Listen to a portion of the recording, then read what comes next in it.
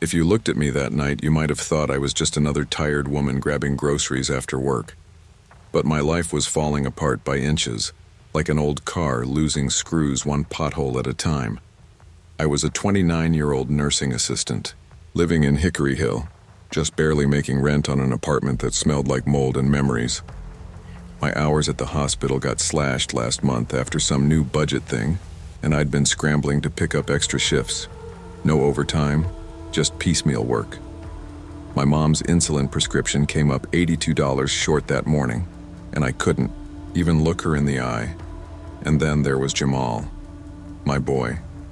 7 years old, already fighting in school like life owed him something. He got suspended again. Second time in 3 months. The school said he threw a book at another kid for calling him ghetto. I wanted to yell, but I couldn't blame him. I'm tired, but he's tired too. That night, November 8th, was supposed to be simple. Grab diapers for my niece, my sister. Dropped her off again, just for the weekend. Some ibuprofen and food to last us until Friday. I parked in the back lot at the Walmart on Austin P. Highway. The one with half the lights broken and a whole lot of bad memories baked into the pavement. The fog was starting to roll in. One of those bone-deep cold nights where everything feels slow, muffled, and wrong. But I told myself it was just another errand. Just another day in a life that never gives you enough. I didn't know someone was waiting in the shadows with my name in his mouth and rage in his hands. Walmart was bright and ugly, just like always. Fluorescent lights, screeching carts, holiday stuff already cluttering the aisles even though Thanksgiving hadn't come yet. My phone buzzed. Another text from my landlord. Need rent by Friday or we file. I muttered curses under my breath and moved fast. Diapers, ibuprofen, off-brand cereal, some frozen pizza. I didn't even think about price tags. I just grabbed and kept moving. I loaded the bags into my trunk, keys between my fingers out of habit. The lot was quiet except for some muffled pop music leaking from a parked car and a cart rattling somewhere nearby. Then I heard it, a raspy voice behind me. You did this to me. I turned slowly, heart thumping, and saw him. He looked like he'd been living on the street, or fighting with it. Mid-40s maybe. Wore a stained old Walmart vest, the faded blue kind. They phased out last year. His eyes were yellowed, haunted. His hand shook as he held something metal near his leg. "Excuse me," I asked, stepping toward my driver door, every instinct screaming to move. "You got me fired last Christmas," he shouted. "That complaint in electronics, that was you." Before I could respond, he lunged. The tire iron arced through the air and grazed the side of my head. Pain exploded, sharp, hot. I stumbled backward, tasting blood, ears ringing. "Help! Somebody help!" I screamed, slipping on the wet concrete as he swung again, shattering my taillight this time. Out of the corner of my eye, I saw a figure running across the lot. Marcus, the overnight stalker. He barreled in with a pallet jack like some kind of hero, shouting, "Yo, stop that!" The air smelled like metal, sweat, and something far worse, fear. They led me into the back office like I was glass about to shatter. My head throbbed, and I could feel where the tire iron had grazed me. Not deep, thank God, but it still burned. Blood crusted my lip where I'd bit down hard enough to keep from screaming again. My groceries were still sitting in the cart, abandoned in the dark. Darnell Wright, that was his name. I heard the manager say it when the police showed up. He used to work here, electronics department, fired last December after multiple complaints. I don't even remember the guy. Could have been anyone who rang me up or walked past me. But in his mind, I was the reason his life fell apart. He didn't get arrested. Instead, EMS took him to Memphis Mental Health Institute. One officer muttered something about being Baker acted before. "System's full," he said. "We'll probably see him again next week." I wanted to throw something. Marcus got written up for leaving his post, even though he saved me. Company policy, they said. We can't encourage dangerous interventions. He just nodded like he'd been through worse. I sat there wrapped in a scratchy blanket, hot tea I didn't drink clutched in my hands. I called the hospital and let them know I wasn't coming in. That was strike two. One more, and I'd be out. All because I needed diapers and a bottle of ibuprofen. As I finally walked back out into the cold with my bruises and broken taillight, I realized the damage wasn't just to my car. It was in my bones. It was in the way I looked at every Walmart employee from that night on, and it was far from over. 2 days later, I opened my work email and saw the write-up from the hospital. Missed shift, no doctor's note, no exceptions. My supervisor added a smiley face to the end of her message, like that made it better.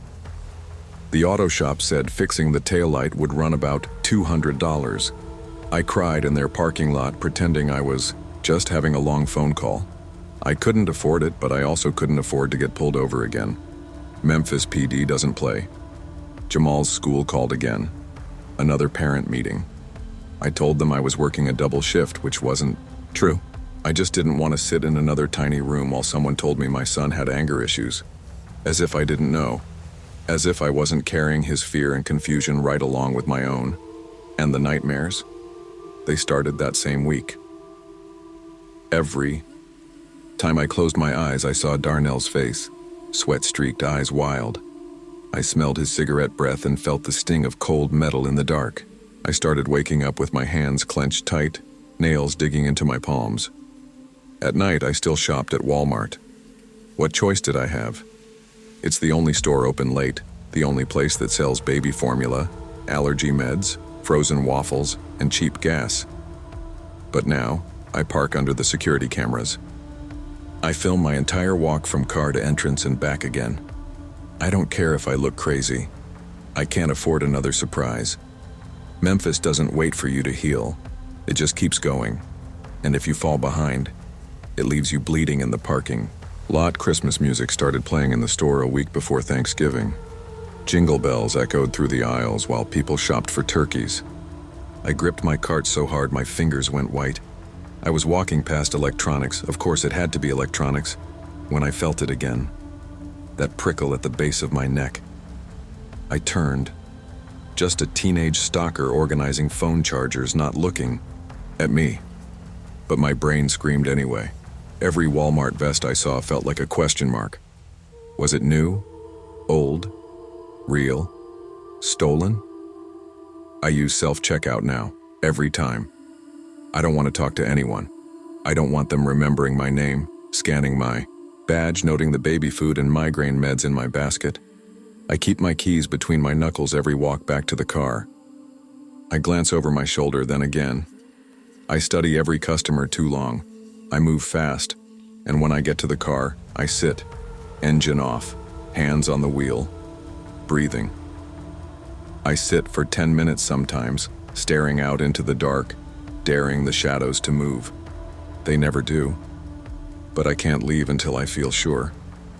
Darnell never came back, far as I know. But that doesn't mean he's gone. Maybe he moved on to someone else. Maybe he just waits until he thinks I forgot. I haven't forgotten. And now, every time Jingle Bells plays on the speakers, I don't hear sleighs or snow. I hear footsteps. I smell old cigarettes. I remember how fast everything can go wrong. This isn't trauma you scream about. This is the kind that whispers behind you, in the dark, and I still shop at Walmart, because life doesn't pause for fear. I used to think the worst part about working overnights at Walmart was the fluorescent lights. They buzzed just enough to mess with your brain, like a low-grade headache that never went away. But tonight, it was the heat. Phoenix in June doesn't cool off after dark. At 3:15 in the morning, it was still 95 degrees, and the store's air conditioning was wheezing like it needed CPR. Sweat clung to the back of my neck, and my polyester uniform felt like a wet napkin glued to my skin. I just wanted to eat my sad little hungry man frozen dinner in peace. Life outside work wasn't much better. My mom had racked up another DUI, which meant I was once again fighting for temporary custody of my little sister. My online classes were frozen because financial aid lost my paperwork. Someone made a fake Tinder account with my Walmart badge photo, cropped just right to make me look like a willing idiot. And thanks to my overnight schedule, my Uber rating tanked. Drivers didn't like 4 a.m. pickups in quiet neighborhoods. So yeah, sitting in the dingy Walmart cafe with a half-defrosted fried chicken tray felt like the closest thing I had to peace. I collapsed into my usual booth, scooting the tray onto the sticky Formica table. I barely noticed the janitor cleaning nearby, but I did notice Lance from Automotive. He was already walking toward me carrying 2 off-brand energy drinks. He had that same lopsided grin, the one that showed his gold tooth. "Rough night, huh?" he said, sliding into the booth like we were old friends. I blinked. Yeah, just trying to eat. But my stomach had already started twisting. He was too close, too familiar, and I had no idea why. He slid one of the drinks toward me like we were on some awkward, unwanted date. "Figured you could use the caffeine. You always get that meal," he said, nodding toward my tray. He wasn't wrong. I did always buy the fried chicken version. It was the only thing that didn't taste like cardboard after microwaving, but something about the way he said it made my skin crawl. "Break's almost over," I muttered, grabbing my tray and standing up fast. I wasn't going back to the floor for another 10 minutes, but I couldn't sit there 1 second longer. His presence felt heavy like cigarette smoke in a closed car. "Wait," he said, reaching across the table. He caught my wrist, not hard, but enough to stop me. "You dropped this." In his other hand, he held a Walmart receipt. But it wasn't mine. It looked like a fake, a printed one, and on the back, scrawled in loopy handwriting, was my employee ID number. I snatched my hand back and nearly dropped the tray. My mouth opened, but nothing came out. I didn't even look at him. I just walked, fast and shaky, through the empty store to the break room. I barely noticed the flickering ceiling panels, or the way the manager's office light was still on even though nobody was inside. When I found Marcus restocking freezer shelves, I told him what happened in a quiet, broken whisper. He went still, then said, "Lance, dude got fired like 3 weeks ago for security violations." I stared at him. "Then what the hell is he still doing here?" Marcus didn't have an answer, but I knew I didn't imagine the grip on my wrist, or the receipt. Something was very, very wrong. Marcus took me back to the camera monitor behind the vision center. We weren't supposed to be in there, but the overnight manager was on vacation and no one really checked during dead hours. He clicked through the camera feeds, fast but focused. "You sit in that third booth, right?" "Every night," I said, quietly. We rewound about an hour's worth of footage. There he was, Lance, loitering near the birthday cards, not doing anything, not buying, not talking, just watching. A few minutes later, he walked over to the cafe, slid into the booth I always used, and fidgeted with something under the seat. "Pause," Marcus said. He zoomed in as best he could, but the camera quality was trash. Still, you could see it, his hand placing something beneath the cushion.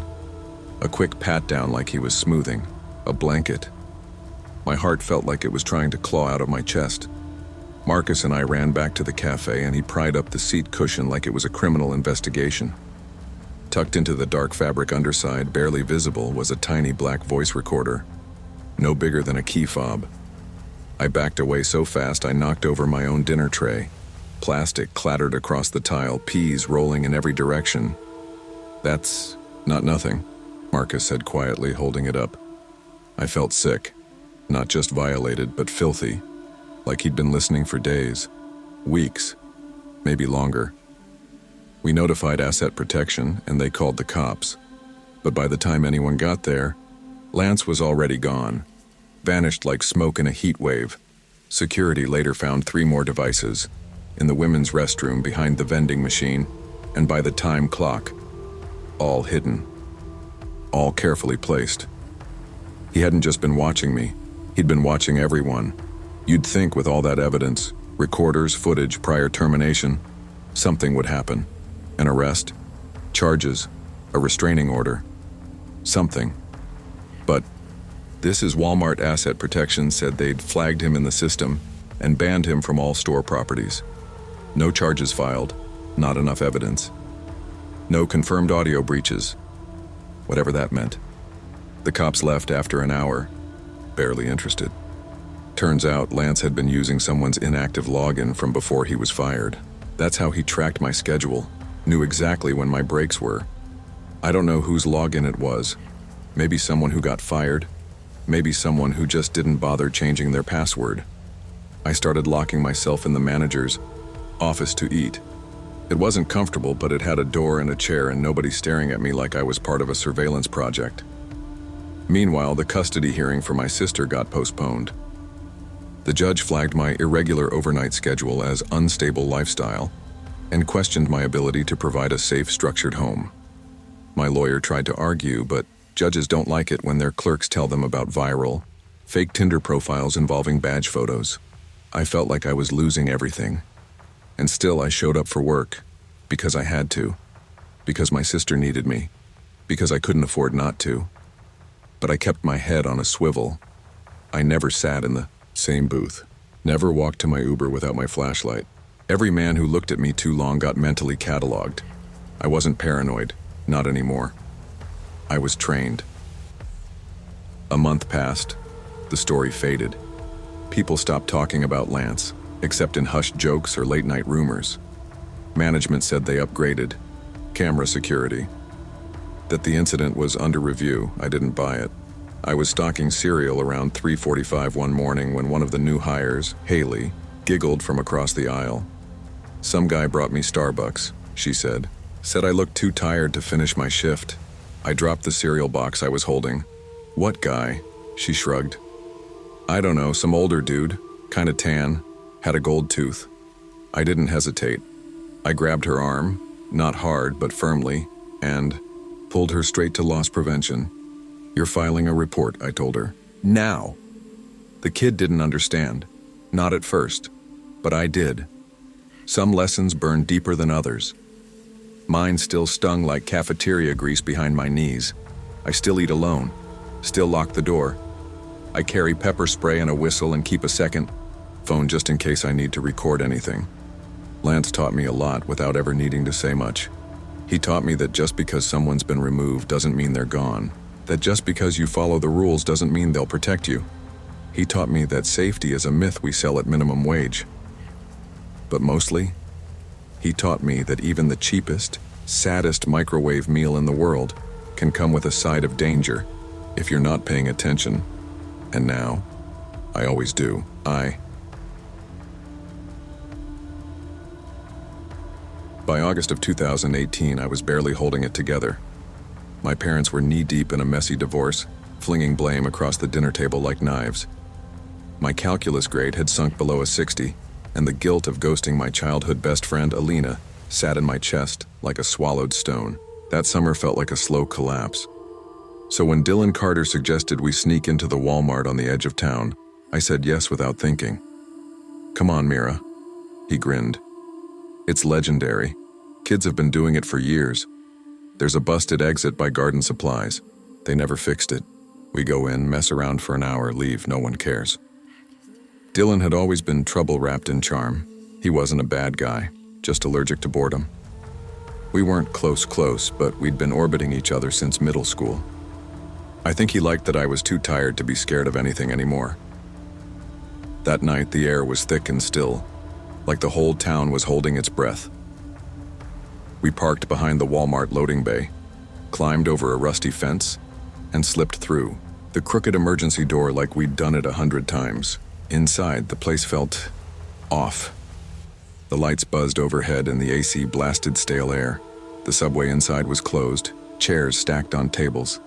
One lone register light glowed red at the far end. It should have been funny, like a giant deserted playground. But it wasn't. Dylan rode a cart through the housewares aisle. I tried on a scream mask. We ate frosting off stale bakery donuts with our fingers, and then Dylan turned to me, eyes gleaming. "Bet you won't last 5 minutes in the walk-in freezer." And just like that, my night changed. I laughed, kind of. "Are you serious?" "Dead serious," Dylan said, bouncing on his heels. "You said you wanted to feel something again, right? Come on, 5 minutes, you've survived worse." He wasn't wrong. I had survived worse. At that point, cold air and darkness seemed easy compared to divorce papers and D's and calculus.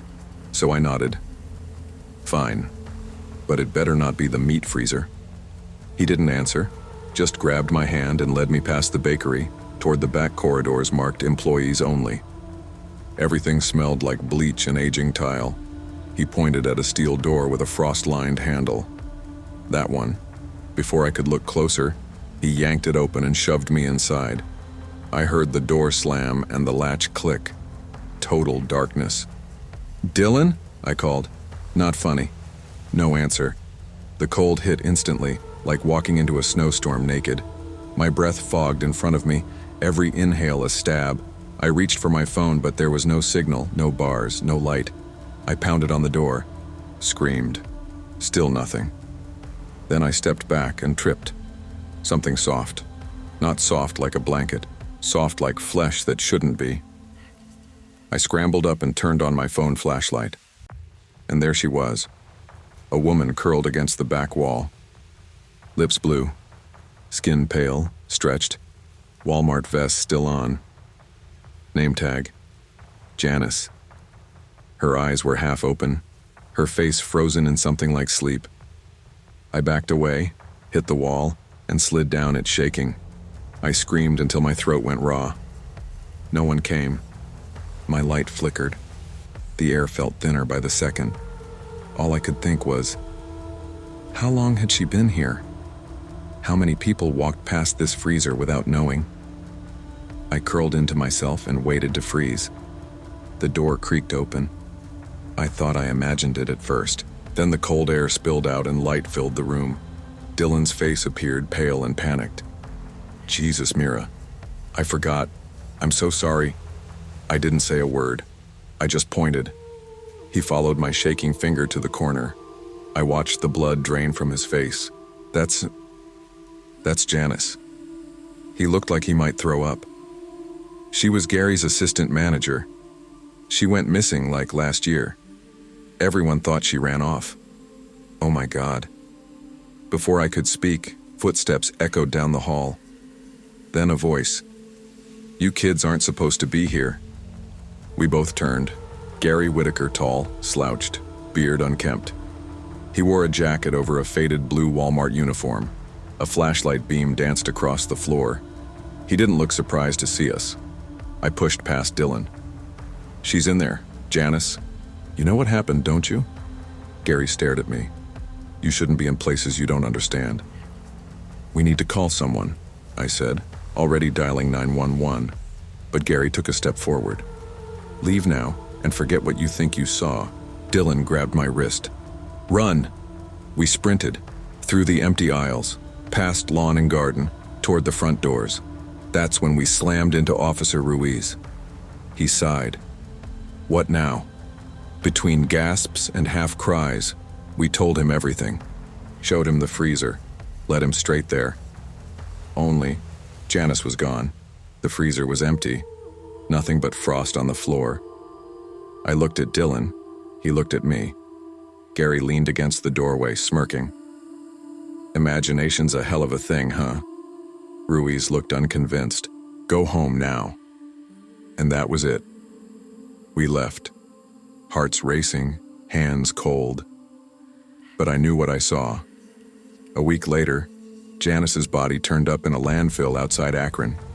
Still frozen, still wearing her vest. No official statements were made. Just a quiet police update buried in a local paper. Missing woman located. No foul play suspected. Dylan and I knew better. I filed a report, told them everything. The freezer, Gary, the threats. But Officer Ruiz just nodded, wrote it down like a grocery list, and closed the file. 2 days after the article ran, Gary disappeared. No forwarding address. Word on the street was he cashed out his pension and skipped town. Someone said Nevada. Someone else said Mexico. No one knew for sure. Dylan laid low for a while. Stopped breaking into places. Even quit vaping. We didn't talk much about that night. Whenever I brought it up, he'd change the subject or zone out completely. As for me, I failed calculus. Didn't even try on the final. But I started therapy. Reached out to Alina.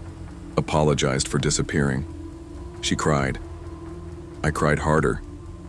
We weren't the same after everything, but she held my hand when I finally told someone what happened. I stopped going into that Walmart. Actually, I stopped going into any Walmart. Too many fridges, too many long hallways, too many memories of Gary's flashlight and Janice's frozen face.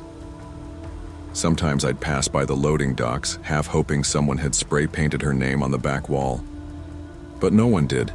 It's like she was never there, forgotten in life, forgotten in death. And I still wonder, was she trapped by Gary? Or just a worker left behind one cold night? Maybe both. Maybe that's the scariest part. No one cared enough to check.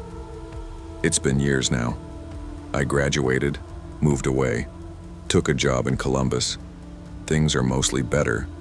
But sometimes, in the dead of night, when the apartment is still and my fridge hums softly in the kitchen, I hear something beneath it. A whisper. At first I thought it was just a dream, but then it happened again and again, always the same. Soft breathing, like someone curled up just out of sight. Like they're still there, waiting. I tried to unplug the fridge once, sat in silence for hours. Still heard it. Therapy helped. A little. My therapist called it trauma echoes. Leftover noise from my nervous system trying to process fear. But I'm not sure, because sometimes, when I open the fridge door, I get this wave of cold that hits too hard, too fast. Not like air conditioning, more like a warning. I haven't talked to Dylan in a while. Last I heard, he moved to Oregon. We text now and then. Every August, one of us sends a message that just says, "Freezer, nothing else. We don't need to explain." There are nights I wake up sweating, convinced someone's at my door with a flashlight. Sometimes I check the locks 3 times. Sometimes I still see Janice. Her eyes half open, her mouth just barely parted like she wanted to speak. But it's always just me, and the fridge, and the humming. My name is Jazz Morales, and at 22 I'm running on fumes. Art school was my dream, until loans turned into lead chains, and I watched my car conk out more than I drove it. My mom's multiple sclerosis is clawing at her. Every day. Walmart's night shift keeps my bills paid, health coverage flickering like the cheap fluorescents overhead. When Skylar asked me to tag along to the midnight members-only shopping event, I almost said no. But a free sample, VIP treatment, even the promise of something different was irresistible, if only for one night. Skylar's worked 2 years as a special edition cashier, chasing Walmart lore like it's pop culture. By the time we roll into the parking lot at 11:30, every aisle inside is ghost-lit. The store looks closed from inside the open doors. Just us, a handful of regulars, and that VIP sign scrawled on cardboard. VIP shoppers only. No refunds. Skylar practically vibrates with excitement. I clutch my vest pockets, tight on my shift pay, tighter on my nerves. My stomach feels like moths in an empty cabin. We make our way in, past Subway's dusty under-renovation board, past aisles dimmer than usual. Skylar nudges me. They say he's been here since 2015. Who? I ask, scanning the lonely store. Big Earl, or whatever he is the soul of this place. Massive, immobile, sitting in a kiddie pool full of Nacho Cheese in the lawn and garden. The sight bends my stomach into barbed wire. My brain screams mental breakdown, but Skylar just smiles. Skylar threads closer to Earl, who bobs in his plastic pool like a man-turned pumpkin. The cheese is gathering a crusty rainbow. Orange, brown, even green along the edges. The smell hits me like sour milk. My eyes water. The VIP crowd is mainly bored teens and tweakers in sunken eyes. Skylar's staring, mesmerized. He's art, Jazz. He's performance. I grip Skylar's arm. No, he's gross. Skylar watches Earl without blinking.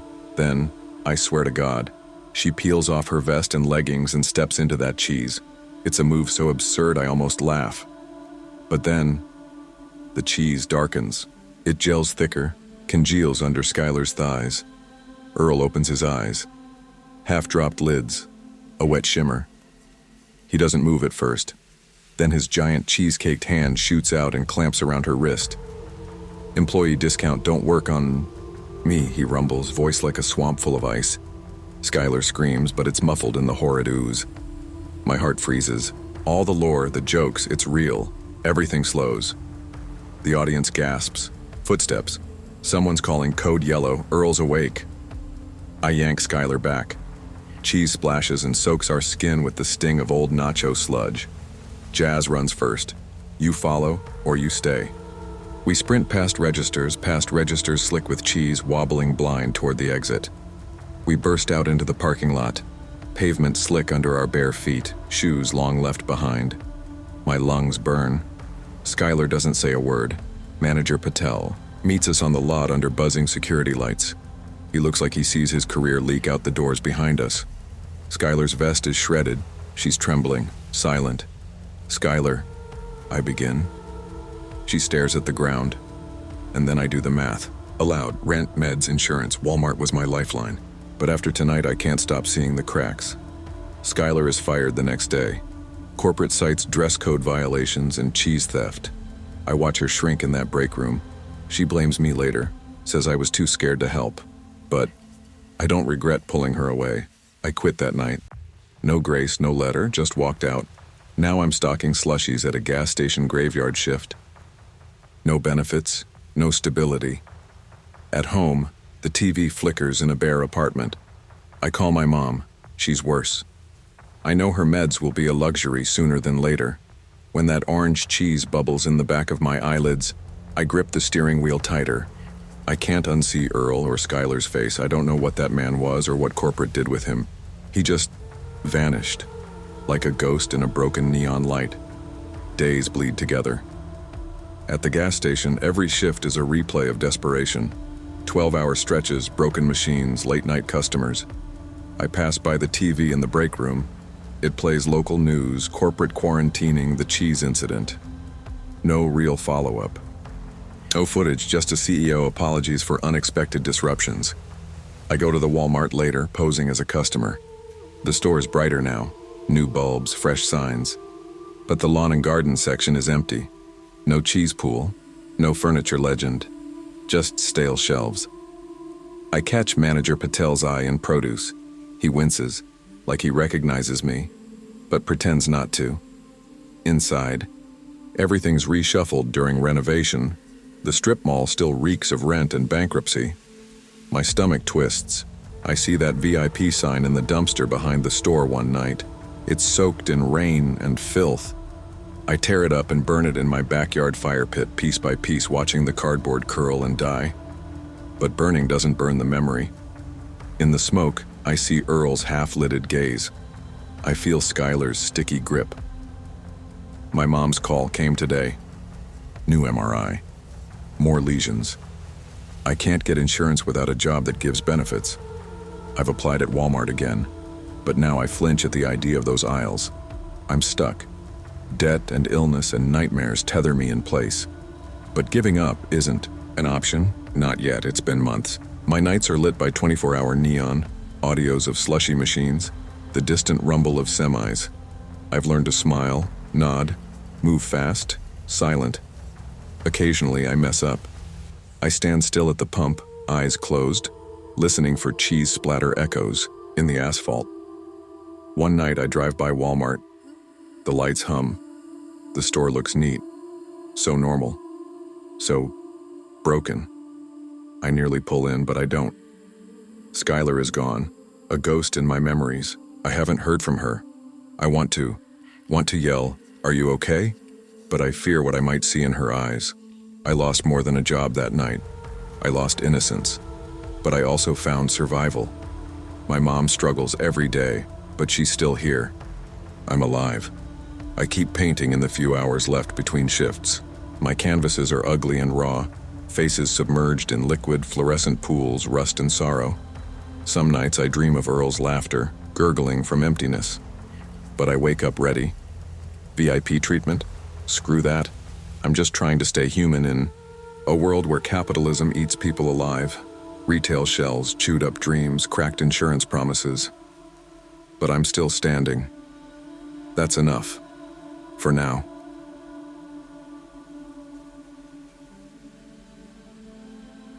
I clocked out at 11:30 p.m., the fluorescent lights of the store giving way to the icy mist in the parking lot outside. My shift had felt absurdly normal, restocking cereal, straightening caps, avoiding campus emails from my mom's church group. I slipped into my worn Walmart vest, the fabric frayed at the collar, and unlocked the warehouse door. My mind was spinning. The Etsy reviews were still flashing in my mind. Creepy, weird shop lady, comments from a troll who knew my birthday. Then there was the towing bill from my car, $800 I didn't have, sitting at the impound yard, the result of my ex-roommate's scam. And don't forget the scholarship, that frozen transcript, the missing deadline, and the looming worry over losing tuition. My mother's calls about spiritual check-ins felt like punches I couldn't dodge, each one a reminder I was failing at life. The wind felt like knives as I crossed the lot. I didn't want to go home. I wanted to keep walking until I was anywhere else. My Lyft ETA pinged. 2 minutes. I needed to get there before that bus stop felt too empty, too vulnerable. When I stepped under the flickering lamp at the 82nd Avenue bus stop, I was freezing greasy cereal mist from my hair. That's when I saw him. A grown man, leaning against the plexiglass, navy vest with no name. He tapped his thigh in a weird rhythm. I froze. Then he spoke. "You organize the cereal aisle." The certainty of his tone hit me like a punch. I answered, "Do I know you?" and pushed a key between my knuckles, because something in that moment told me, this isn't right. He didn't answer my question. Instead, he pointed at my vest. "Megan, pretty name. You always turn the Captain Crunch boxes so the mascot faces out." He smiled, crooked and missing a canine. I swallowed. That's exactly what I did each night. At least, I thought. How could he know? "Lyft should be here soon," I said, my voice too calm. He kept talking. "You left this in aisle 7. He held up a small rectangular device, an inventory scanner. I stared. The screen glowed. Last scan, 11:38 p.m. Lucky Charms, top shelf. I clocked out at 11:30. Someone else had used my login. Panic split through me, cold and sudden. I shook my head. "That's not mine." He shrugged. "Your Lyft's registered to your badge, right? So you must have dropped it." He grinned like he knew a secret.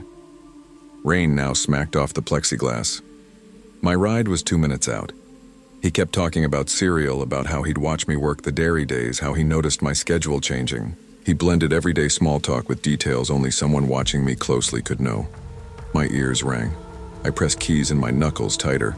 My gut urged me, act, move, run. I lied. "I'm diabetic," and took a step toward the laundromat across the street, its open doors like safety. He shook his head. "But your Pinterest," I sprinted. The icy rain plastered my hair to my face as I ran across parking asphalt, heart hammering. The laundromat's neon sign flickered, a splash of warm yellow. I dove inside, breath ragged, clutching keys and phone. My Lyft arrived 2 minutes later, doors opening like salvation. I collapsed inside and gasped out, "Followed me." For the next hour, frozen witness statements, security cameras, I answered. Questions I hardly heard. I was shaking, I was trembling, I was safe, but inside I felt raw. Loss prevention replayed tapes. There he was, always near me, both on shift and off. Stalking me for 3 weeks. They found his stash of cereal boxes in the janitor's closet, some with cartoon faces cut out. He was an overnight stalker, fired 2 weeks ago, but still had my badge login in his vest. It hit me in my gut. He'd cloned my badge. For my hardware thinking, he'd tagged cereal boxes, my nursery of routine. He knew where I'd go every shift. He'd watched my Lyft login. He dug into my morning, my night. Their policy changed that night. All employees escorted to vehicles. I got moved to day shifts. I could barely afford to push for it, but I needed distance. I lost overtime pay, but the cold of that night stayed inside me. In the Lyft home, I deleted every social account, ended digital life. But new fake accounts sprouted. Pins with my name, badge photo, same login badge style. They were using me, advertising me, online. Morning came slow. I left my apartment, hands shaking every time the intercom beeped. Time at community college. Felt wrong. I couldn't sit through classes. I kept checking my phone, half afraid another stranger would ping me. My scholarship still hovered in limbo. My transcript hadn't come through. I was terrified it would vanish. I had to choose work or school. I chose hustle. I chose survival. I gave up my scholarship dream. I rented a car with money I didn't have, paying 1 week at a time. Every time I passed the laundromat's Glow or 82nd and Powell bus stop, my fingers tensed. I pictured the invisible scanner he kept, replaying data in secret. I'd deleted my social accounts, but I still got friend requests, Instagram reach-outs with my badge pic whispers from profiles that seemed innocent. Was he watching me? Did he know where I lived? The night drills began. I'd keep my phone unlocked, ready to call. I parked lights on, back into rows. I learned Lyft driver numbers, bus schedules. I never walked alone in the dark without a car. Between me and him, the store introduced asset protection escort signs on lockers. Managers asked employees if they felt unsafe, and every night shift I felt them watching, teaching me to be glad it could have been worse, grateful there was policy, but simmering angry at how close it came. It's now June, 4 months later. I'm on days, 3 shifts a week, at a smaller grocery store.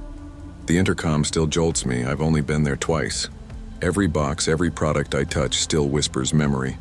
I was on break in the employee room when a bright-eyed new hire from Asset Protection came in, offering energy drinks and a smile. "Hey, want a Monster?" She held out a can. I stared at the silver tab. I saw his scanner in my mind. I thought about the cereal boxes, the login, the milky gloom of aisle 7. So I nodded. "Sure," I said, voice soft. She handed me the drink. Without a word, she slipped her arm through mine and led me past cameras and checkout lines to the office, where no visitor could follow. As I sipped the cold soda, I realized how much had changed. I'm not broken, but I'm wary. I'm not back under those lights, though my vest hangs nearby, ready. I learned to breathe again. I learned to feel safe again. But in the quiet of my mind, the night watch continues.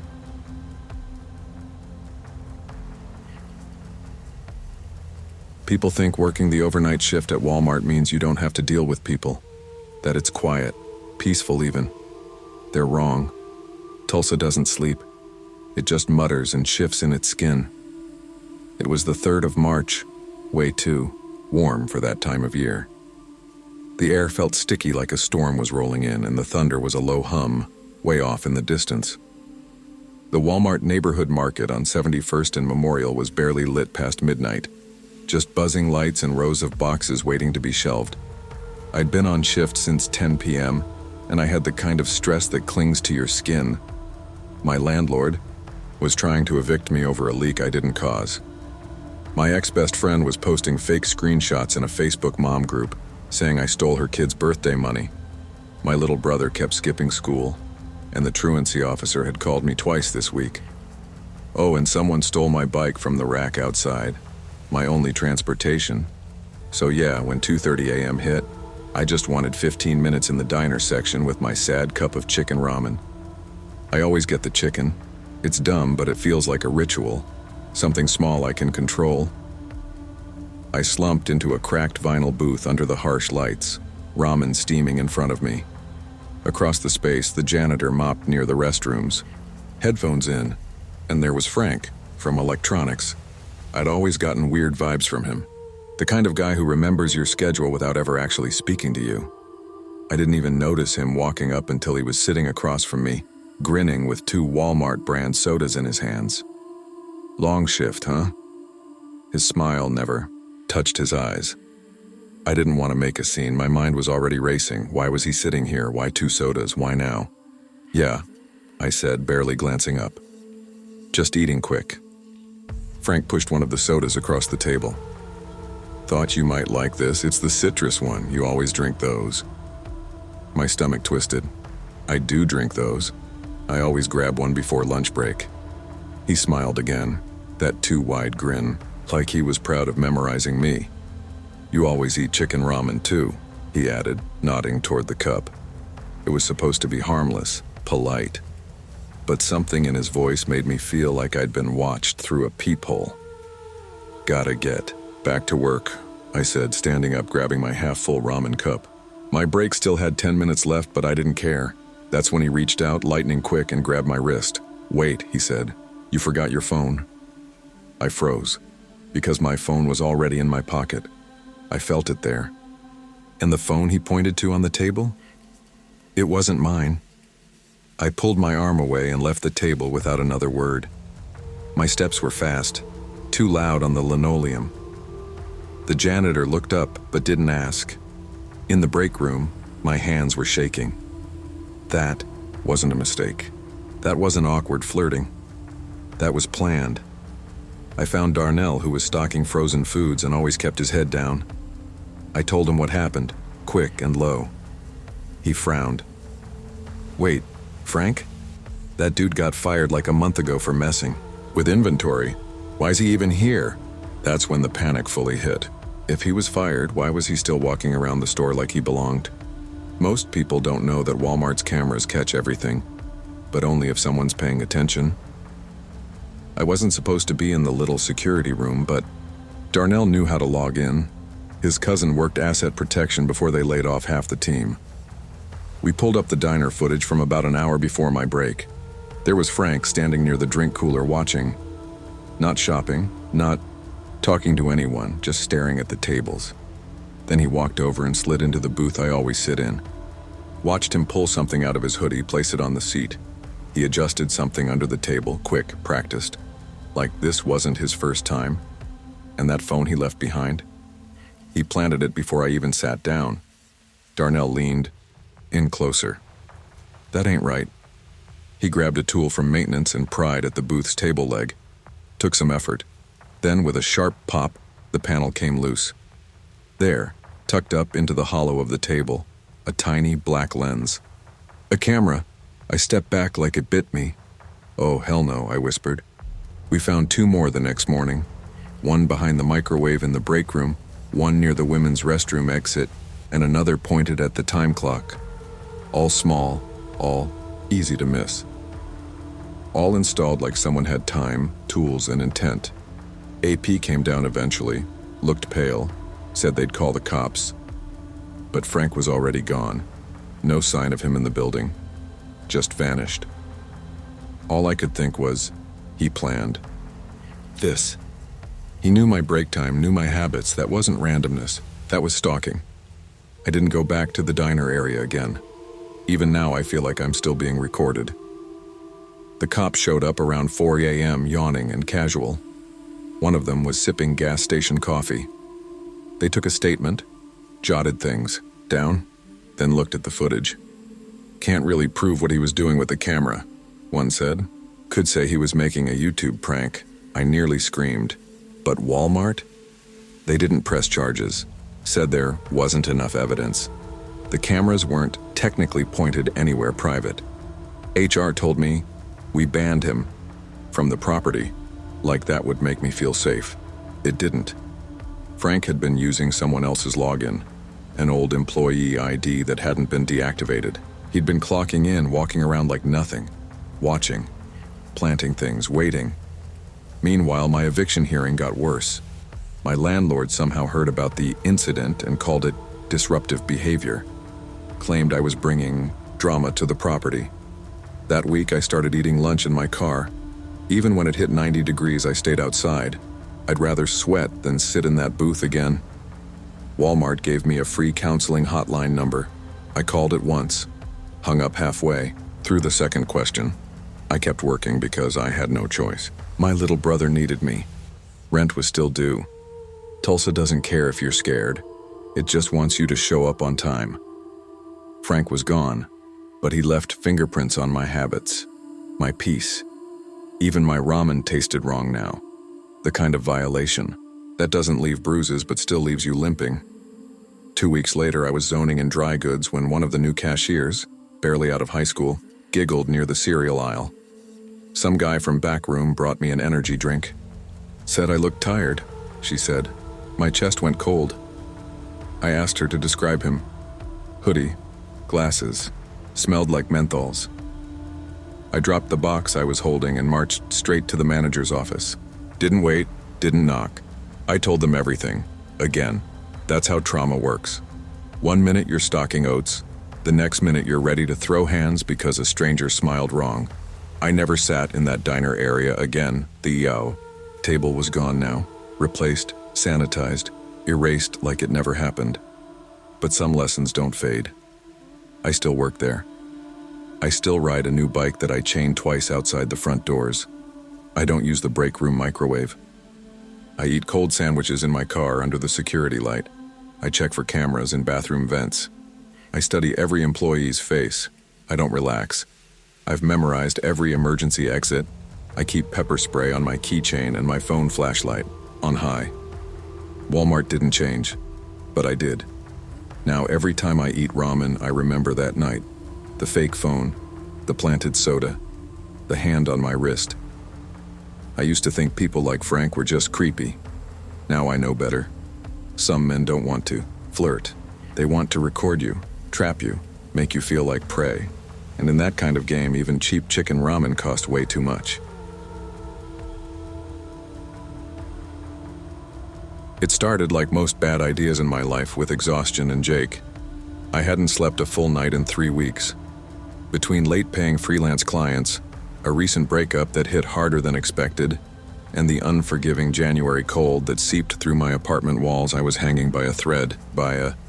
My friends, Jake, Priya, and Marcus, offered to take me on a weekend trip up north to reset. Of course, we were too broke for hotels, so Jake, in his usual chaotic optimism, suggested the Walmart overnight challenge. Stay in a 24-hour Walmart all night, pretend to shop, maybe nap in the furniture aisle and spend $0 on lodging. Dumb? Yes. Legal? Probably not. But I was too tired to argue. We picked a small-town Walmart in Ontario, not far across the US border. It was big, quiet, and had a McDonald's inside, which apparently made it deluxe in Jake's mind. At 11 p.m., we walked in carrying our backpacks and frozen Starbucks smiles, pretending we were just there for late-night essentials. We grabbed snacks, messed around in electronics, and even dared each other to try out the massage chairs. I should have turned back the moment we met. Greg, a pale, jittery Walmart worker with messy hair and a red vest 2 sizes too big, he greeted us too eagerly, eyes wide like he hadn't seen people in days. "Need help with anything?" he asked, though we clearly didn't. His name tag was barely hanging on, and his smile looked glued in place. Jake laughed and waved him off. "All good, man." Greg didn't leave, though.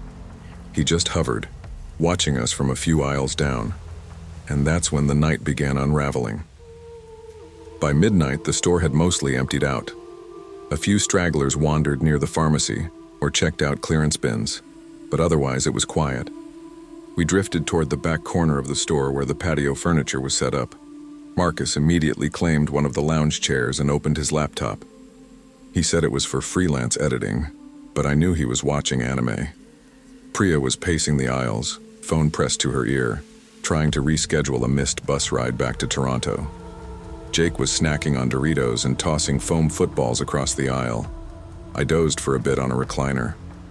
It couldn't have been more than 10 minutes, but when I opened my eyes, Greg was standing about 2 feet from Marcus, just watching him sleep. I sat up, heart racing. "Hey," I said, sharper than I meant. Greg startled, then gave me that weird too-wide smile again. "Just checking the tag on the chair," he mumbled. "Price was off last week." Marcus stirred and blinked up at him, confused. I gave Greg a long look and watched him back away slowly into the next aisle. Something about him didn't sit right. He wasn't doing anything wrong. He just didn't seem to have anywhere else to be. I kept seeing him, electronics, toys, groceries. Every time we changed locations, there he was, pretending to be busy, pushing an empty cart or rearranging the same cans of soup. Priya returned, whispering about finding a half-eaten sandwich in the Barbie aisle. "Greg said it was left by kids," she said, wrinkling her nose. but it was on a shelf behind a sealed display. Jake tried to laugh it off, but even he looked nervous now. Something was off. Greg wasn't working. He was haunting the place. Around 2 a.m., Jake, being Jake, decided to follow Greg. He claimed it was just for laughs, maybe to catch him sleeping on the job. But I think we all wanted to know what his deal was.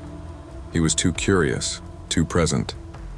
15 minutes later, Jake came, running back. His face was pale, his usual cocky grin replaced by something unsure. "Guys, you need to see this." He led us to a quiet part of the store, past the loading docks, and into a half-lit hallway we weren't supposed to be in. At the end was a heavy gray door. It wasn't labeled. Jake pushed it open. Inside was a small, windowless break room. But it wasn't just that. It was someone's home. A mattress lay across 2 crates. A microwave and a mini fridge sat plugged in near the outlet. Clothes were folded neatly in plastic bins. There were soup cans stacked in the corner. Toothpaste, shoes, a crumpled blanket. "Greg lives here," Jake whispered. Marcus frowned. "How long has he been doing this?" We didn't get to speculate long. The door creaked behind us, and Greg stood there, arms limp at his sides. He didn't look angry, he looked scared, exposed. "You weren't supposed to see this," he muttered. His voice was hoarse. "This is just temporary. I lost my lease. Management doesn't know. None of us said anything." My chest tightened. I'd spent nights crying in my apartment over bounced checks and an empty fridge. This man had built a life out of storage bins and shelf space. Priya broke the silence. "You shouldn't be living here, Greg. It's not safe." Greg's expression changed. "And you think out there is safer?" For a moment, none of us could answer. What started as awkward sympathy turned dark fast. "We're not trying to get you in trouble," I said, hands up. "We just..." Greg shook his head, laughing. It wasn't joyful, it was the kind of laugh you hear in a breakdown. No, you already did. You saw it. You think this is some freak show? I knew it." He backed up and slammed the door shut. The latch clicked. Panic surged in my chest. "Greg, come on. Let us out." "You don't understand," he said through the door. "You all just show up. You hang out in my home, like it's a playground. Eat your chips, laugh in the aisles. You don't even belong here." Priya grabbed her phone and dialed 911, whispering as she huddled in the corner. Marcus tried the door again. Locked. Jake, surprisingly calm, stepped forward and spoke loud, enough for Greg to hear. "We're sorry, man. We didn't mean to invade your space, but this isn't the way to handle it." Greg was quiet. Then he said, "I gave you discounts. I watched out for you. I was trying to be nice, but you wouldn't even let me join in." That sentence, "join in," sent a shiver through me. The way he said it made my skin crawl. Priya whispered that the cops were on the way. Jake kept talking, trying to buy time. He distracted Greg with questions, fake sympathy, whatever he could think of. 10 minutes later, we heard the click of keys and the rush of feet. 2 officers burst in. Greg didn't resist. He just looked at us and said, "I just didn't want to be alone." They let him out in handcuffs. He didn't look at us again. We stayed in that break room long after the door was unlocked. We left Walmart at dawn. No one spoke on the ride back. The silence wasn't heavy. It was hollow. I sat in the passenger seat staring out at the frost-glazed windows and the way the world stayed indifferent, even after something so personal and strange had happened. We never found out what happened to Greg. The store fired him, obviously. Management apologized to us, handed out some coupons, and said, "This kind of thing doesn't happen here."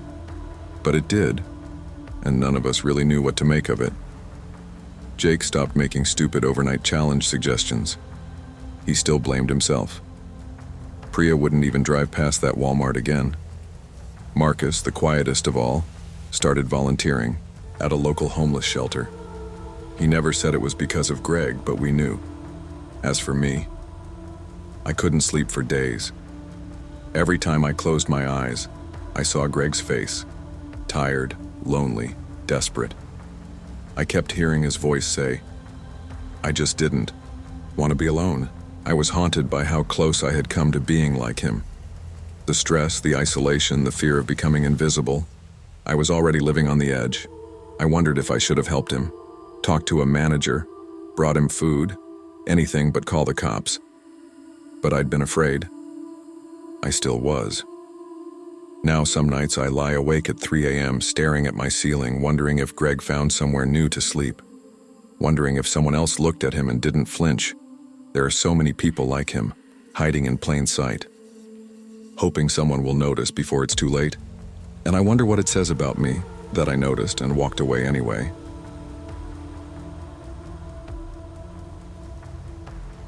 Grief has a weird way of warping time. After Dad died in late 2020, no funeral, just a Zoom slideshow. I stopped marking days. March 2021 crept up while I was still mentally stuck in October, drinking instant coffee in my bathrobe and ignoring invoice emails. I used to shoot weddings and food spreads. Now I mostly shot my ceiling fan. Nina tried to help. She meant well, always did. She painted her sadness in bright colors, loud playlists, stupid TikToks, lavender candles. She wanted to make memories while everything outside felt like it was falling apart. That's how she ended up pitching Walmart date night. "It's a trend," she said, slipping on a sundress she hadn't worn since 2019. "People dress up and pretend to dine at McDonald's. We need this, Ethan." I put on a wrinkled button-up and tried to match her smile, but inside, I was already bracing for the embarrassment. The Walmart supercenter in our suburb of Alberta looked like it. Always did, gray, flickering, sad. The McDonald's inside had been closed since the last wave of restrictions. Plastic wrap sealed the counter like a crime scene.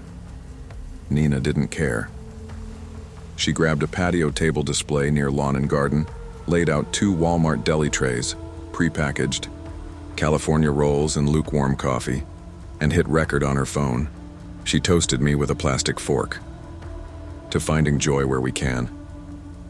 I said nothing, just chewed seaweed and watched an old man cough into his mask by the fishing rods. Then I heard boots behind us. "This ain't a restaurant," someone growled. We turned. A massive man in a stretched Walmart vest towered over us. His name tag read Roy. "This is private property after hours. You're trespassing." Nina blinked, unsure. I just muttered, "We're customers." Roy's eye twitched. I don't know what I expected him to do. Roll his eyes and walk off. Maybe laugh like we were harmless. Instead, Roy leaned in closer, his breath sour like instant soup and Red Bull. "You see any golden arches lit up?" he snapped. "This is retail, not a bistro. You're breaking policy." Nina tried to lighten the moment. "We're just having fun. You know, boosting morale. People online love this kind of thing." "This ain't online," Roy said, slow and measured. "This is my store." I looked around. A bored cashier scanned canned goods for a woman with 3 screaming kids. Some kid played with the power tools display. No one cared what we were doing. But Roy cared too much. "Fine," I said, standing. "We'll leave, it's not a big deal." Roy didn't move. I said, "You're not going anywhere until you clean this up." We'd barely touched anything. The trays were sealed. No spills. No mess. But Roy was already reaching for his walkie, muttering something about incident documentation. Nina whispered, "Something's off."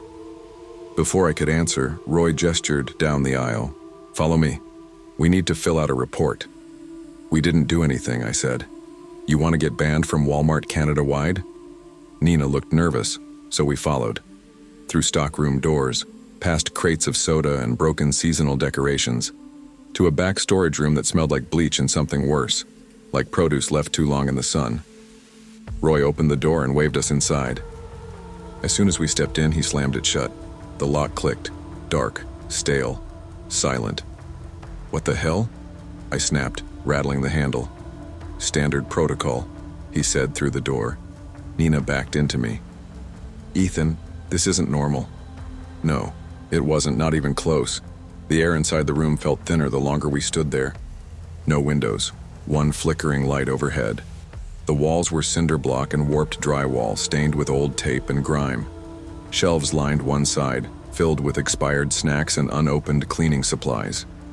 Nina paced. This can't be legal.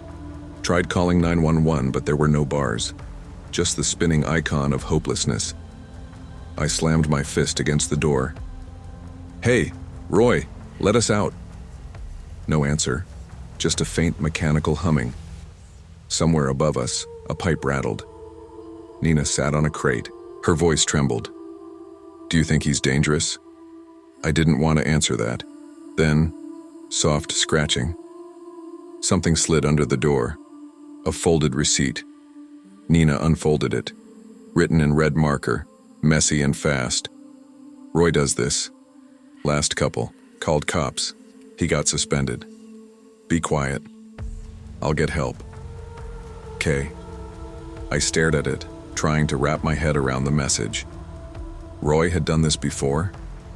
"What do we do?" Nina whispered. I looked around the room. One wall panel looked loose. Maybe an old maintenance vent? I walked over and gave it a kick. Nothing. I kicked again, harder. The drywall cracked. One more kick and it caved in. Behind it, a crawl space. Narrow and dusty but clear. "We're not waiting," I said. "Come on." Nina hesitated, but followed. We crawled through, emerging behind a loading bay curtain. Voices. Nearby, Roy arguing with someone, a girl's voice. "Kara?" We bolted. Past the seasonal aisle. Past self-checkout. Into the parking lot. Roy's voice chased us. "You're violating store policy." I didn't look back. I shoved the keys into the ignition, shaking. We peeled out into the night. I didn't breathe until we saw streetlights. The police took our statement in the parking lot. We told them everything. Roy, the locked room, the note. One of the officers looked genuinely concerned. The other just sighed and sipped a gas station coffee. They took our contact info. Promised to review security footage. A week later, the call came in. "Misunderstanding. Roy has been transferred to a different store. Internal review ongoing." That's it. No charges, no apology, nothing. Nina broke up with me the next day, said I was too angry now, said she needed someone who could move forward, not stay stuck. I didn't blame her. She was right. I couldn't shake the image of Roy's shadow behind that locked door. The tone in his voice. The satisfaction. Like he'd done it all before. I stopped booking photography gigs. The industry wasn't bouncing back. I signed up to drive for Uber instead. Better tips, fewer emotional investments, easier to pretend none of it ever happened. But I avoided Walmarts. Even just driving past them made my pulse spike. Then one night, a video showed up in my feed. Kara, same girl who slipped us the note, posted a TikTok. She wore her blue vest, standing in the same stockroom. "This is for the couples who thought they were alone," she said, voice shaking. "Roy locked people in here. I told management. They didn't care. So now I'm telling you." The video went viral. Tens of thousands of likes. A few news outlets picked it up, but nothing changed. Roy disappeared again. Walmart said they were looking into it. We were all just numbers on a spreadsheet. It's been 3 years. I live alone now in a one-bedroom apartment with peeling linoleum and a fridge that hums like it's haunted. My Uber rating is solid. My camera collects dust in a drawer. Sometimes, I lie in bed and swear I hear a door click shut. That same slow metallic sound from the back of that Walmart. I know it's not real. Probably just the fridge compressor, or my own memory looping. Still, I sleep with a flashlight on my nightstand now. Sometimes I think about that night, how Nina laughed when we first set up the table, how her eyes lit up when the camera rolled, how quickly it all turned. She texts me sometimes. Holidays, birthdays. I don't always reply. Kara followed me on Instagram. We've never talked. I think she just wanted to know we made it out. I wonder what would have happened if she hadn't slipped that note. If I hadn't kicked in that panel. If Roy had locked that door tighter. Some nights I drive by that Walmart. The patio tables are gone now. The McDonald's reopened. It all looks so normal, like nothing ever happened. But I know the truth. Corporate didn't care. The cops didn't care. The people who shop there still don't know. And Roy? He's out. They're somewhere, maybe watching, maybe waiting for another policy violation. Maybe he's already found someone else. Never mistake a uniform for authority or silence for safety. In a world built on rules, it's the ones who write their own that are most dangerous. Speak up, stay aware, trust your instincts, because sometimes the scariest thing isn't a monster in the dark, it's the system that lets him hide there.